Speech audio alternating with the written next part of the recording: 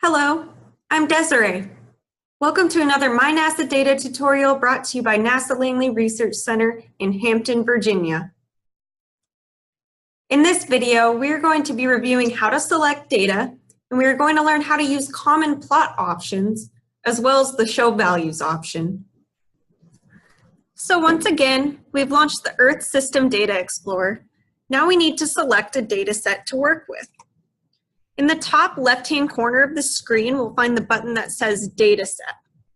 We will click on this to navigate to the biosphere, and then All Data, and then underneath Plant Growth Patterns, we'll find the dataset labeled as Monthly Normalized Difference Vegetation Index. We'll click on that. Now remember, the dataset will always load this annotation window. The annotation window describes the dataset as well as its units.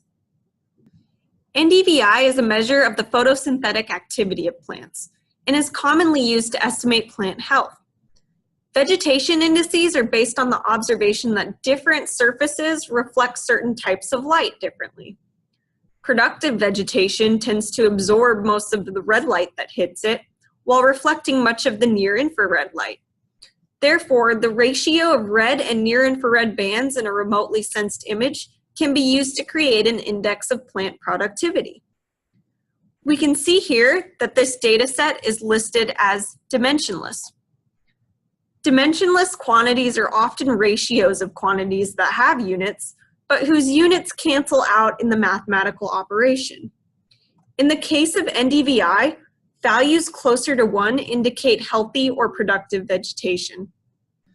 For now, we're going to go ahead and close this annotation window, but if at any point you would like to see it again, we can always just press on the annotations button located in the left-hand corner of the screen to bring it back. Now, the Earth Systems Data Explorer gives us quite a variety of tools to aid in data analysis.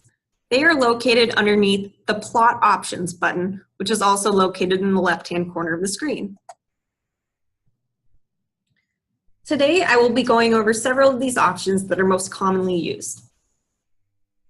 The first one we will be going over is how to change the plot size. Currently, we are set on the default plot size, which is large. This is typically a good size for viewing on the desktop, but there may be an instance where it shows up way too large on another device. In this case, we would want to navigate to the plot options and then to plot size, where we can change it to, for example, we'll try out medium, and then click OK. And that may make it easier to view in some instances. For the remainder of the tutorial, though, I'm going to go back to plot options, and I'm going to change it back to its default size at large.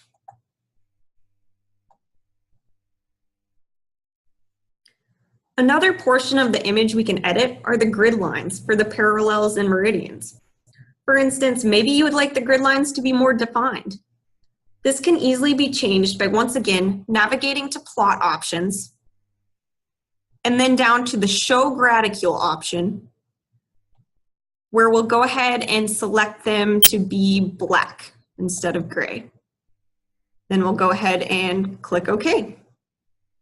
Now they are much more distinct in the image. We can also zoom in, and as we zoom in, the degrees of latitude and longitude between the grid lines will decrease. Right now there is a spacing of 20 degrees between parallel lines. Let's go ahead and zoom in to somewhere like, we'll pick Australia, and update our plot. Now you can see that we have tick marks for every 5 degrees of latitude and longitude as opposed to every 20 degrees of latitude and longitude. Additionally, if we do not want grid lines through our data, we can select options for white or none. So I'll go back and show you this real quick. We'll go back again to show graticule. And then I'm going to go and pick none, no ticks. And now the grid lines are removed. Now, in looking at this map, It does a great job of showing the contrast of unhealthy to healthy vegetation with the change from brown to green in the color palette. However, this may not be the best option to use depending on what you're using this image for. For instance, it may be difficult to distinguish between these different classes of NDVI. Perhaps you would like a little more color difference to better evaluate the NDVI of a location. In this case, once again, we'll navigate to our plot options, where we'll go down to Palette and select the drop-down for a wide variety of different color palettes we can use. I'm going to go ahead and navigate to the palette called Default Rainbow, which is located here. And then we'll go ahead and click OK. Now, because of the wide variety of color between classes in this palette, it may be easier to identify the NDVI range for a particular spot in Australia. Another common palette option that is used is a single color gradient. Say, for instance, you were showing this map to the public with the intent of bringing special attention to areas with healthy vegetation. In this case, you might not want a map with a wide variety of color that might be distracting from your purpose. We can, again, go ahead and navigate to plot options and then our palette list. And then let's go ahead and choose the inverse range of greens and click OK. Now you can see that as a viewer, you are more drawn to the areas of bright green as opposed to the lighter gradients. One of the other options we can use to analyze data is to add some grid points to our map. If you remember from the tutorial on using the Earth Systems Data Explorer with Google Earth, there was a point in which subsampled grid points were added to the data on Google Earth. This can be done in our map as well, which could be helpful if you're trying to find a specific location in Google Earth based on the image from the Earth System Data Explorer. This can be done by navigating to Plot Options, and then down to Mark Grid Points, where we'll go ahead and select the subsampled option that was used in the Google Earth tutorial. And click OK. There's also an option to include all grid points. I'll go ahead and show you that real quick.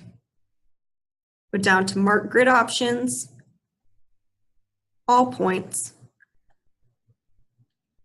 And this can also be done in both the Earth System Data Explorer and in using Google Earth to display these images. For the remainder of the video, though, I'm going to remove these grid points. We'll go back to the default. Another option left that we can adjust is the way in which land is displayed. Right now, our landfill style is set to an outline, which we can see here around Australia, and it works pretty well with this data. However, it may be beneficial in some cases to remove these outlines in order to focus on the data. This can be done by navigating to the landfill style option underneath plot options, which is all the way at the bottom here. Here we can change the landfill style to none and click OK. Now, if we zoom back out to a global map,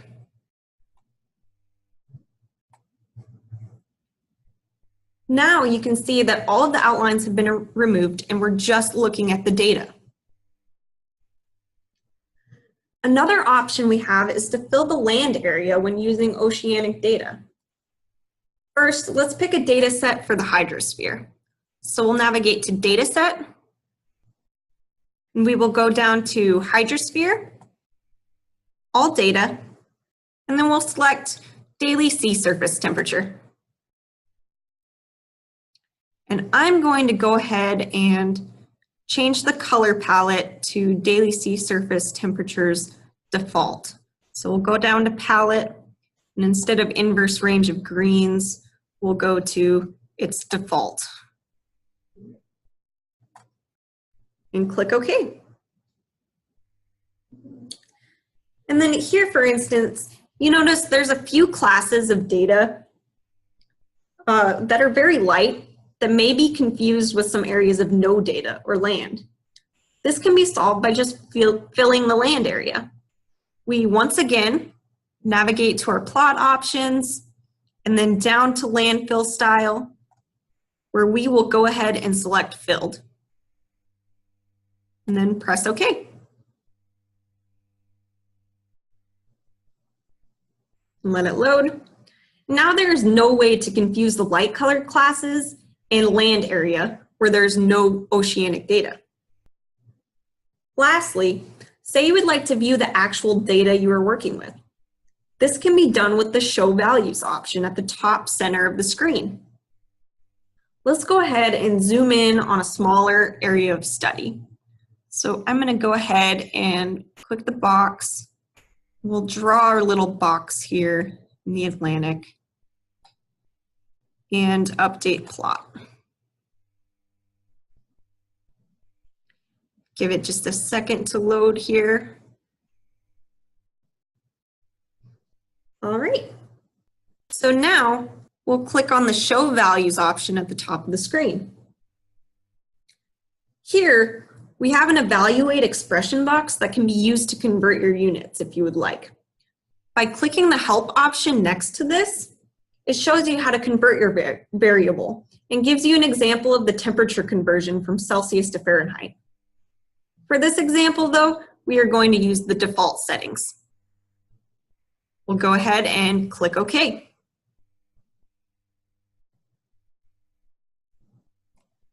Now it has given us a large table of values, showing the ocean temperature across different latitudes and longitudes.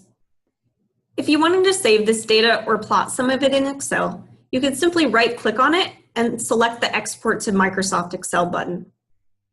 But if we go back to the Earth System Data Explorer, we can use this function to gather other types of data. If you remember from the last tutorial, we were able to make latitude and longitude plots. We can also show these values for the points on the graphs, which is helpful if you'd like to graph in other software. So I'm going to go ahead and click the longitude plot, update the plot, and then show the values. Here, now we have the data listed as the X and Y coordinates for the graph, which are longitude and temperature. Now you should be familiar with the commonly used plot options and the Show Value option. Thank you so much for joining us. If you would like to learn more about the MyNASA Data Earth Systems Data Explorer, please check out our other tutorial videos at our YouTube channel.